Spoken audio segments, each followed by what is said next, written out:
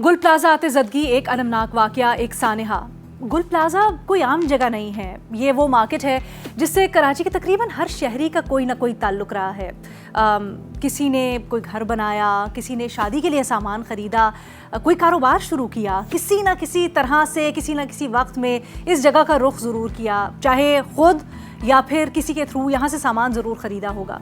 यूँ कहें कि गुल प्लाजा कराची की जो इज्तिमाई याददाश्त है उसका एक हिस्सा है। इसी के ऊपर बात करने के लिए जो सानेहा हुआ है, हमने खुसूसी तौर पर दावत दी है साथी एंकर ताबिश हाशमी को। बहुत शुक्रिया ताबिश हमें ज्वाइन करने के लिए। आपको यहाँ बुलाने का मकसद ये था कि ना सिर्फ आपका ताल्लुक भी कराची से है, आप इस शहर के मसाइल को, इसकी रूह को बड़ी अच्छी तरह से समझते हैं। आपकी जवानी, आपका ज़माना तालिब इल्मी यहाँ पर गुजरा है, बल्कि आप अक्सर जो कराची के इंफ्रास्ट्रक्चर, शहरी तरक्की के ऊपर बेलाग गुफ्तगू करते हैं वो हमारे दिलों को बड़ी छू जाती है। मेयर कराची मुर्तज़ा वहाब से ख़ास तौर पे आपने जो सवाल किया अपने प्रोग्राम के अंदर, वो तो ऐसे था जैसे हम सबके दिल की बात, हमारे जज्बात आपने कह दिए हों, उनको ज़बान दे दी हो।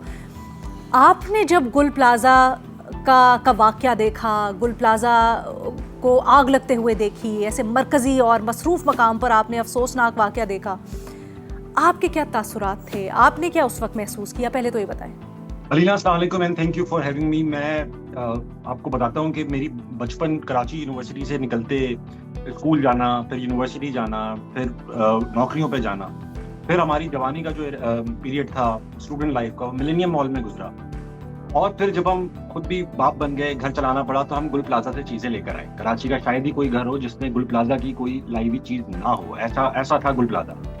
तो बचपन से लेकर जवानी तक की और फिर जो पक्की उम्र की सारी चीज़ें, सारी एसोसिएशंस कराची से एक एक करके ख़त्म होती जा रही। गुल प्लाजा की मैं यूजुअली इन चीज़ों पर कमेंट्री नहीं करता इतने बड़े सानेहात पर। वो इसलिए नहीं करता क्योंकि अक्सर ये जो बयानात होते हैं, ये वीडियोज़ होती हैं जो हम सोशल मीडिया पे बनाते हैं, और मुझसे कई लोगों ने कहा, ताबिश भाई आप कराची से हैं, आप बनाएं, आप क्यों नहीं बना रहे, आप क्यों खामोश हैं। मैं जब बनाऊंगा तो मैं एड्रेस तो हुकूमत को ही कर रहा हूँ, मुख्तदर हलकों को कर रहा हूँ।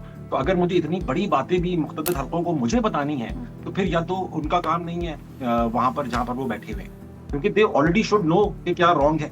अब ये बातें 2026 में करना कि जी वहाँ पे एग्जिट नहीं था, वहां पर जो था वो प्रॉपर निज़ाम नहीं था धुएं से निकलने का, तो ये किसको मेक श्योर करना है? ये दुनिया भर में फायर डिपार्टमेंट्स का काम होता है, बेसिक गवर्नमेंट का, जो लोकल गवर्नमेंट्स होती हैं कि वो इंस्पेक्शंस करती हैं, स्पेशली पुरानी बिल्डिंग्स की। और ये एक लाइसेंस लोग करते हैं जाके कि यार यहाँ पे प्रॉपर निज़ाम है नहीं है। हमारे यहाँ वज़ीर आला साहब का मैंने प्रेस कॉन्फ्रेंस सुनी जिसमें वो कह रहे थे कि मैं अकाउंटेबल हूँ, ज़रूर हूँ, और मैं इंक्वायरी करूँगा। देखिए, अकाउंटेबिलिटी जो है ना वो ऐसा बोलने से नहीं हो जाती। जब मैं अकाउंटेबल हूँ तो अकाउंटेबिलिटी हो गई। अकाउंटेबिलिटी प्रोसेस है। ये इतने साल से वो चीफ मिनिस्टर हैं, ये को पहला वाकया नहीं था, कई आगे लग चुकी हैं, कई डंपर में बच्चे मर चुके हैं, और ये कंसिस्टेंट, ऐसा नहीं कि एक एक आइसोलेशन के वाकयात हैं, कंसिस्टेंट वाकयात हैं जो ये हो रहे हैं। और अगर अकाउंटेबिलिटी वो कह रहे हैं कि वो अकाउंटेबल हैं, तो मुझे बताएं कि उनका क्या ओहदा गया, क्या उनकी तनख्वाह कटी, क्या उनका मतलब उनका ऑफिस छोटा कर दिया गया, क्या अकाउंटेबल है? वो जो हर्जाने पे करते हैं इन विक्टिम्स को, वो भी अपनी जेब से नहीं करते कि लोग कह सकें यार वो अकाउंटेबल थे, उन्होंने अपनी जेब से हर्जाने पे की। वो भी टैक्स पेयर के पैसों से पे करते हैं, यानी विक्टिम को उसी के पैसों से पैसे दे देते हैं कि भाई ये लो तुम्हारा दर्द हल्का हो जाएगा इन पैसों से।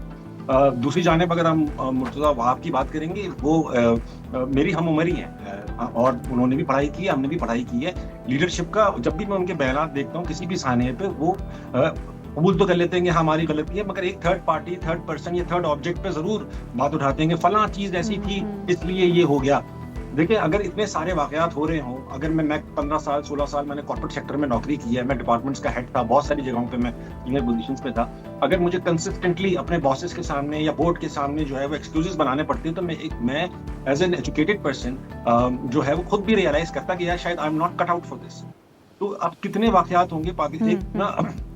यूजुअली दुनिया में ऐसा होता है कि जब आप किसी जॉब पर हों, ओहदे पर हों, और आपके अंडर मुसलसल वाकयात हो रहे हो, तो लोग रिजाइन कर देते हैं, या बहुत बड़े वाकयात पे रिजाइन कर देते हैं। तो पाकिस्तान में तो ऐसा होता नहीं है। तो हमें चाहिए कि हम एक क्राइटेरिया बना लेंगे, भाई फलां चीज होगी तो बंदा रिजाइन कर देगा, क्योंकि मॉरल्स और honour is clearly not the criteria for that. MQM की बात भी मैं करना चाहूंगा, क्योंकि वो 15 सीटों पर जीते हुए हैं कराची से, 75 सीट्स उनकी प्रोविंशियल असेंबली में है।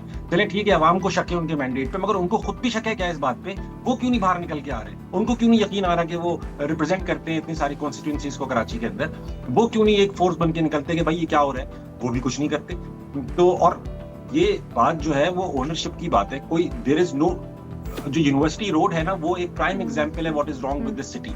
उसके अंदर इतनी अथॉरिटीज शामिल हैं, इतने फेडरल, लोकल, प्रोविंशियल, सारी स्टेट की मशीनरी, इतने सारे लोग इन्वॉल्व हैं और सबको लगता है कि उनका जो मसला है वो आवाम के मसले से बड़ा है, इसलिए वो पिछले 3 साल से बनी नहीं, अगले 2 साल बनेगी। अच्छा ताबिश, आपने अभी मिसाल दी यूनिवर्सिटी रोड की, एक मिसाल हमारे सामने BRT प्रोजेक्ट की है, ग्रीन लाइन इतने अरसा हो गया है, कंप्लीट ही नहीं होने का आ रहा, क्या क्या चीज़ उठाएंगे, शहर में तो मसाइल का अंबार है। लेकिन अभी आपने बात की कि मुर्तज़ा वहाब के इस्तीफ़े की, इसके ऊपर भी 2 राय पाई जाती है। कुछ लोग कहते हैं कि जो लीडरशिप रोल में है, अगर उसकी कोताही है उसको इस्तीफ़ा दे देना चाहिए, मेयर का ही इस केस में हवाला। दूसरी राय ये पाई जाती है कि जिनको जो अब आ गए अथॉरिटी की पोजीशन में, उन्हीं से काम लिया जाए, ये इस्तीफा कुछ नहीं होता, काम करके दिखाए और उनको मजबूर किया जाए। आप किस राय से इत्तेफाक करते हैं, या आपकी क्या राय है? कह रही हैं दोनों अपनी जगह ठीक है, मगर इसमें टाइम पीरियड्स देखे जाएंगे। अगर तो कोई 3 साल की बात होती तो कहते हैं हाँ यार ठीक है तुम खड़े हो। आप किसी शख्स को, किसी पार्टी को, किसी रजीम को 17 साल ट्राई कर चुके हो, तो फिर चांस देना आपकी बेवकूफ़ी है, वो उनकी बेवकूफ़ी नहीं है। बिल्कुल सही। अच्छा ताबिश, एक और आर्ग्यूमेंट दिया जाता है, कहा जाता है कि दुनिया भर में कॉस्मोपॉलिटन्स, मेट्रोपॉलिटन्स जो बड़े शहर होते हैं उनके अंदर इस तरह के मसाइल होते हैं और उनके मसाइल बाकी शहरों से मुख्तलिफ होते हैं। आप बड़े वेल ट्रैवल्ड हैं, दुनिया घूमी है, फिर आपने एक वक्त गुजारा है एक फर्स्ट वर्ल्ड कंट्री के अंदर, आर्टिस्ट का मुशाहिदा भी बड़ा ज़बरदस्त होता है, जो हमें पता है कि आपका बड़ा कीन ऑब्जर्वेशन है। आपको क्या लगता है, कराची में जिस तरह हम देखते हैं एक छोटा हादसा होता है, एक बड़े सानहे में, बड़े मसले में तब्दील हो जाता है, क्या ऐसा ही बाकी दुनिया के कॉस्मोपॉलिटन्स, मेट्रोपॉलिटन्स में भी होता है, या वहाँ मुख्तलिफ है? बहुत सारे मेट्रो, अच्छा देखिए, हमें जब एग्जांपल्स उठानी होती है ना डिफेंड करने के लिए, तो हम सिर्फ उन जगहों की एग्जांपल्स उठाते हैं जहाँ सबसे बुरे हालात हों दुनिया में। हमें आगे बढ़ने के लिए अच्छी एग्जांपल्स को देखना है। अगर आपको लोकल एग्जांपल ही उठानी है तो Lahore is not a small city. Lahore की पॉपुलेशन जो है वो, क्योंकि हमारे यहाँ सेंसस भी थोड़े से कंट्रोवर्शियल हैं कराची के, तो ऐसा है कि 19-20 का डिफरेंस रह गया है लाहौर और कराची की पॉपुलेशन में। अगर यही क्राइटेरिया बना लिया जाए तो लाहौर में तो इस तरह के वाकयात नहीं हो रहे भाई, इंफ्रास्ट्रक्चर भी ठीक खड़ा हुआ है और सब कुछ चीजें चल रही हैं। दूसरी सिटीज चले जाएं, कराची जितनी आबादी जो है वो लेट्स से लंदन में भी है, मगर जो प्रॉब्लम्स कराची की हैं, फॉर एग्जांपल लंदन में अगर आप किसी कॉमन आदमी को पूछेंगे भाई तुम फलां इधर आओ, तुम वो तुम्हारा मोबाइल चोरी हुआ है, तो वो नहीं बोलेगा, शायद नहीं चोरी हुआ होगा उसका, 7 आउट ऑफ 10 टाइम्स ये हुआ होगा। मगर कराची में किसी से पूछेंगे 10 आउट ऑफ 10 टाइम्स वो मोबाइल चोरी हुए होंगे और 7 out of 10 times multiple times हुए होंगे। तो ये चीजें जो है ना, ये कंपैरिजन नहीं हो सकता जो कराची की प्रॉब्लम से किसी एक कोई। चले सही है, लंदन में क्राइम्स होंगे, बहुत सारे स्ट्रीट क्राइम्स होंगे, मगर कराची में कोई एक चीज ऐसी बता दें जो लंदन से अच्छी हो, कोई एक चीज ठीक हो, सैनिटेशन, सीवरेज, कुछ तो, लाइट, सिक्योरिटी, कुछ तो। मसला एग्जैक्टली अभी आपने लंदन की मिसाल दी ना, तो लंदन में भी आजकल हम देख रहे हैं क्राइम रेट बहुत बढ़ा है, लेकिन आई थिंक मसला यहाँ पर सिस्टम का है, सिस्टम ही नहीं है यहाँ पर। अगर आपके साथ कोई वाकया हो जाता है, कोई जुर्म हो जाता है, आपको पता ही नहीं होता कहाँ जाएं, किसको पूछें।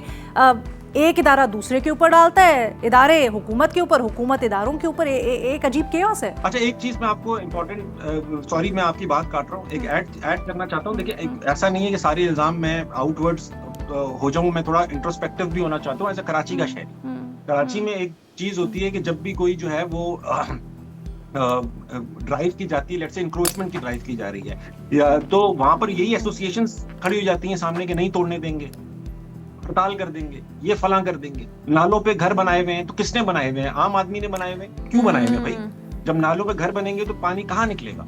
नाले साफ करने जाओ तो वो मकीन निकल आते हैं। ये जो क्यारियां बढ़ी हुई हैं गलियों के अंदर, ये किसने बढ़ाई हैं? ये आम इंसान ने बढ़ाई हुई। आपने क्यों बढ़ाई हुई है? छोटी कीजिए क्यारियां, अब नालों से घर हटाइए, और ये सब चीजें जो कुंडे वुंडे सब आपने डाले ना, ये सब हटा दीजिए, और फिर आप खुल के सवाल कीजिए। खुद दिलों में भी चोर है तो सवाल भी नहीं उठा पाते, फिर हमसे कहते हैं वीडियो बनाइए, हमसे कहते हैं मेयर का इंटरव्यू कीजिए, हमसे कहते हैं कि सख्त सवाल कीजिए।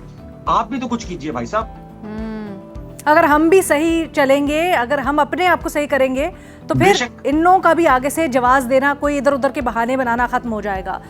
बहुत अच्छी आपने बात की, बिल्कुल सही बात कर रहे हैं। अच्छा ताबिश, आखिर में एक चीज़ बताइएगा, आप इस शहर के मकीन होने के नाते आपका बड़ी, न सिर्फ आप खुद रहे हैं यहाँ पर, इसको जानते हैं, बल्कि आवाम की नब्ज़ पे भी आपका हाथ होता है। आप क्या समझते हैं वो एक क्या चीज़ है, अगर उसको बेहतर कर लिया जाए या वहाँ से शुरू किया जाए तो जो मसाइल का अंबार है शायद ज़रा बेहतरी आ सकती है? एक बहुत मुश्किल काम है एक चीज़ ठीक करके सब ठीक कर देना। एक तो कराची को एक यूनिफाइड पावर को चलाना चाहिए। ये जो हमारा एक्सक्यूज बन जाता है ना कि 36 अथॉरिटीज हैं, फलां भी है, फलां भी है, फलां भी है, तो वो इस तरह तो कुछ भी नहीं हो पाएगा। कोई एक बंदा अगर अकाउंटेबल होगा तब तो मामला बेहतर हो सकते हैं। और स्टार्टर्स तो यही रख लीजिए। और अगर आप मेरे अंदाजे की बात करेंगी, अभी की बात करेंगी, जिस तरह कराची चल रहा है, तो जिस तरह हुकूमत ने रियलाइज किया कि उनसे पीआईए नहीं चल पाई, उसको प्राइवेटाइज कर दिया, कराची को भी प्राइवेटाइज कर दीजिए। हम कराची वाले, पठान, बलोच, सिंधी, महाजिर, तो जितने भी लोग हैं यहाँ पे पंजाबी, वो हम कराची मिलकर खरीद लेंगे।